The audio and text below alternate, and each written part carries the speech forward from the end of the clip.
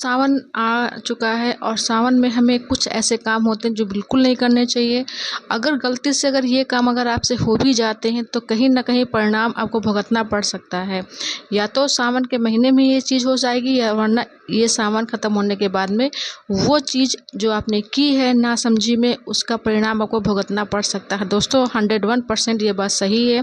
जिन लोगों को नहीं पता है उन लोगों को इस चीज़ की जानकारी होनी चाहिए कि ऐसे कौन-कौन से काम हैं जो हमको सावन में नहीं करने चाहिए। सबसे पहले आपको ध्यान ये देना है कि सावन के महीने में कभी भी आपको काले रंग की चूड़ी नहीं पहननी चाहिए। अगर काले रंग का धागा अगर पहने हैं तो वो चल सकता है, मगर आपको काले रंग की चूड़ी नहीं पहननी चाहिए। सावन में हमेशा आपको लाल या फिर हरी चूड़ी पहननी चाहिए।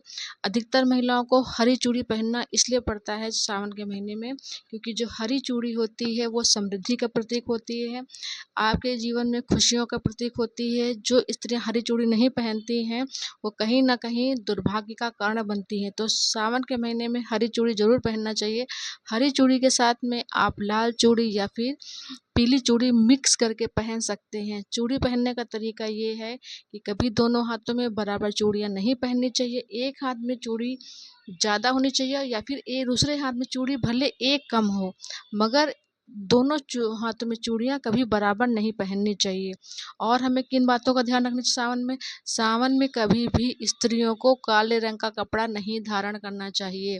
पूरे सावन में आप काले रंग का कपड़ा नहीं पहनेंगे, क्योंकि ये कहीं न कहीं नकारात्मक शक्ति का प्रतीक होता है। आप अपने जीवन में अगर चाहते हैं कि हमारे जीवन में लड़ाई झगड़ा बना रहे, हमारे घर में धन संपदा की हमेशा कमी रहे, हमारे परिवार में कभी खुशियाँ नहीं आएँ, तो भी आप काला कपड़ा पहनेंगे। अगर आप चाहते हैं कि हमारे जीवन में सुख शांति बनी रहे, कभी हमारे घर में लड़ाई झगड़ा ना हो, हमारे घर में लक्ष्मी का प्रवेश हो, तो आप जानबूझ करके भी काला कपड़ा धारण नहीं करेंगे।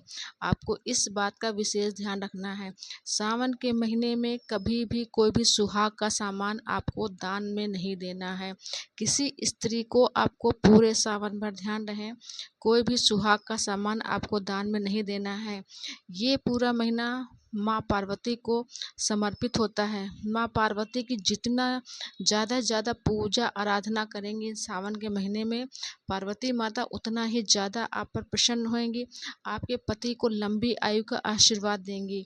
तो कभी भूल करके भी अपने कपड़े या फिर सुहाग का सामान इस सावन में कभी किसी दूसरी स्त्री को दान में भूल करके भी ना देना। सावन ख़त्म होने के बाद में आप दे सकते हैं, मगर सावन के पूरे महीने में कभी किसी स्त्री को अपने कपड़े या फिर अपना सुहाग का सामान नहीं देना चाहिए, क्योंकि वो स्त्री हो सकता है आप पर तंत्र मंत्र कर सकती है। तो इस चीज़ से आपको बचना चाहिए। सावन के महीने में अपने पति से बिल्कुल लड़ाई झगड़ा मत करें। इससे कहीं न कहीं शंकर भगवान और पार्वती माँ क्रोधित आप पर हो सकते हैं, क्योंकि पूरे महीने शिव शक्ति की उपासना की जाती है।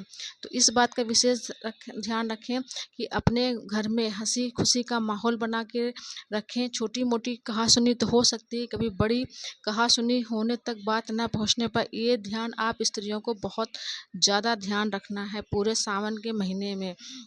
क्योंकि जो सिर्फ हम सोचते हैं कि सिर्फ सावन का महीना एक महीना होता, नहीं, ये सावन का महीना एक महीना ना होकर के पूरे साल भर को दर्शाता है कि हमारा आगे आने वाला समय कैसा रहेगा, साल भर तक का समय कैसा रहेगा। तभी स्त्रियों को इस महीने बहुत सतर्क होकर रहना चाहिए, इन सब चीज़ों को बहुत ध्यान रखना चाहिए। कहीं ना कहीं हमारे पति से संबंधित ये महीना होता है, शिव पार्वती का महीना होता है।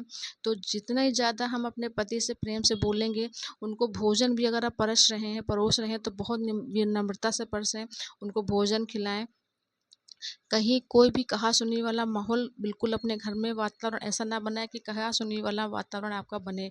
भले थोड़ी बहुत अगर हो सकती कहा सुनी तो कोई बात नहीं, बड़ी लड़ाई झगड़ा तक की बात ना पहुँचे, इस चीज़ का विशेष तौर से आपको ध्यान रखना है। ज़्यादा से ज़्यादा ओम नमः शिवाय का जप करें। अपने परिवार के लिए, अपने पति की लंबी आयु के लिए आप ओम नमः शिवाय का ज़्यादा से ज़्यादा जप करें। शंकर भगवान की छोटी सी एक मूर्ति अपने छत पे स्थापित करें। रोज़ उस पर शंकर भगवान को जल अर्पित करें, साथ में उसमें थोड़ा सा चावल, थोड़े से काले तिल डाल करके, कच्चा दूध डाल करके शंकर भगवान को नित्य प्रतिदिन चढ़ाएं। चढ़ाते समय ओम नमः शिवाय का जप करें। देखें, अपने जीवन से हर प्रकार की नकारात्मक ऊर्जा, नकारात्मक शक्ति आपके परिवार से, जीवन से सब कुछ निकल जाएगी, क्योंकि ये महीना बहुत पवित्र महीना है और हम सब स्त्रियों को इस चीज़ का विशेष रूप से ध्यान रखना चाहिए। हम चाहते हैं कि अपने वीडियो के माध्यम से आप सभी को सतर्क करें कि जो गलतियाँ अगर आपसे हो गई हैं अभी तक, वो गलतियाँ आपसे ना होने पाएँ। तो वीडियो पसंद है, चलो सब्सक्राइब करिएगा, लाइक करिएगा, शेयर कमेंट करिएगा। ओम नमः शिवाय।